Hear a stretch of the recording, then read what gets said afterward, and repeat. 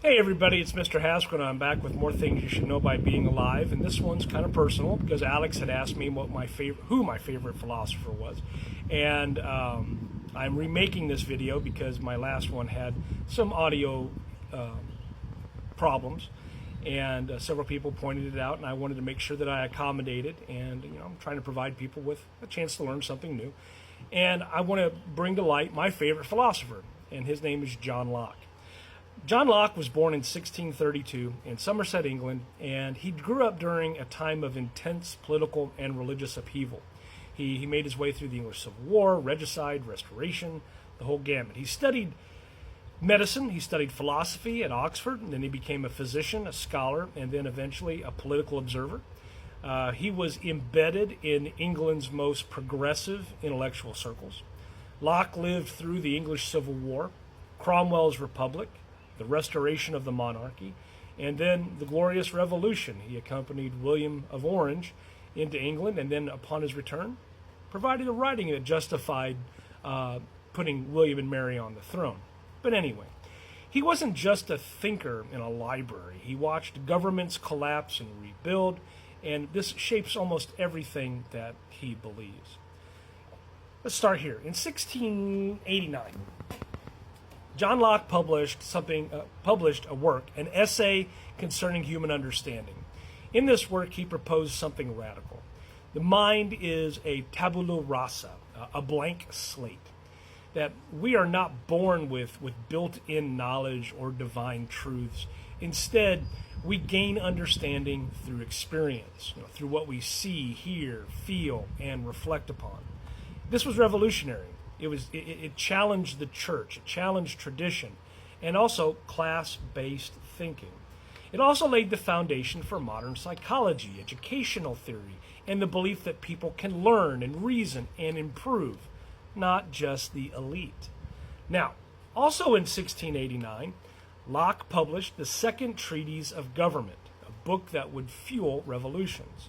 So, when William and Mary are invited to come back and sit upon the throne as Protestants, Locke accompanies them as an observer, and then he writes this work in order to justify William and Mary's ascent to the throne. In the Second Treatise of Government, Locke argued that human beings have natural rights. That we're all born with natural rights: life, liberty, and property.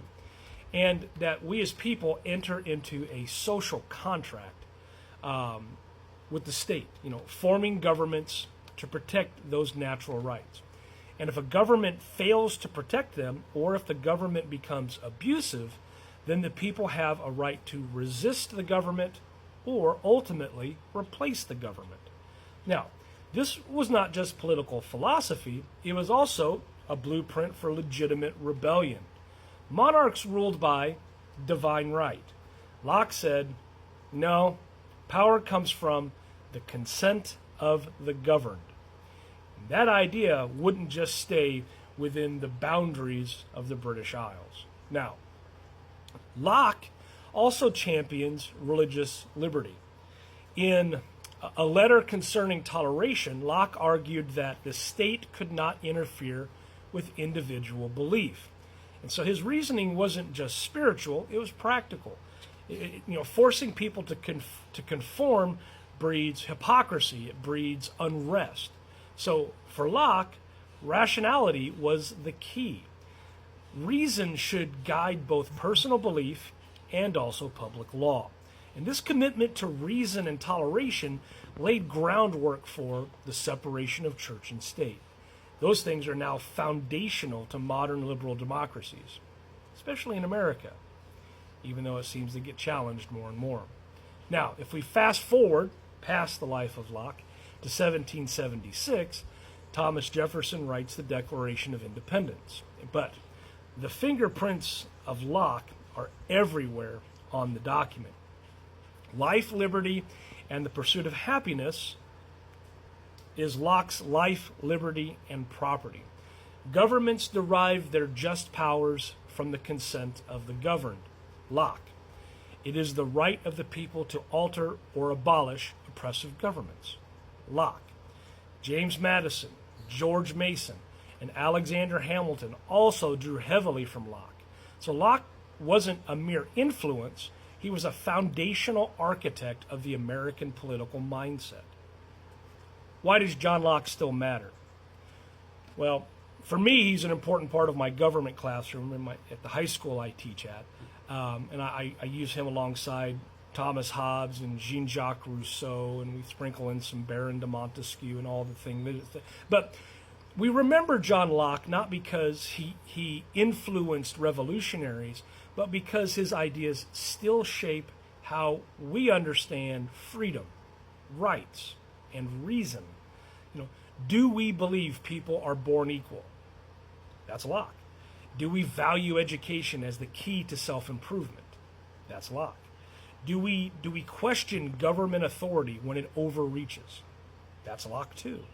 So he taught that power must justify itself. That no one is above accountability.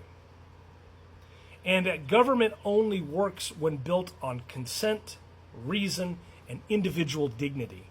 Locke didn't lead armies. He wrote words, but those words lit revolutions. If this helped you understand the roots of liberty a little better, please like or comment or follow, and I'll keep throwing out more things you should know by being alive. Thank you, Alex, for the question, and this is part 2. But, John Locke didn't just change political theory. He changed how we think about ourselves. Thank you for watching.